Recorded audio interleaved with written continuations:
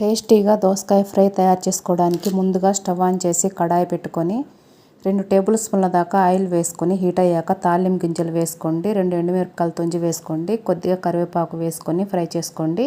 2 పచ్చిమిర్చి చీలికలు అలాగే ఒక ఆనియన్ ముక్కలు వేసుకొని ఆనియన్ మెత్తబడే వరకు వేయించుకోవాలి.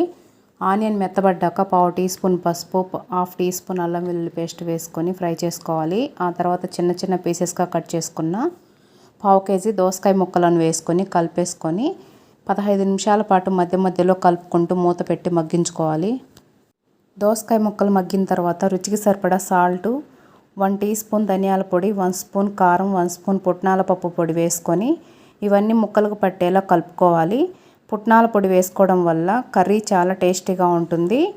1 నిమిషం మూత పెట్టి ఆయిల్ సపరేట్ అయ్యేంత వరకు మగ్గించుకోండి. ఫైనల్గా కొద్దిగా కొత్తిమీరను వేసుకొని కలిపేసుకుంటే టేస్టీ దోసకాయ ఫ్రై రెడీ అయిపోయింది. మరిన్ని వీడియోల కోసం మన ఛానల్ని సబ్స్క్రైబ్ చేసుకోండి. Thanks for watching.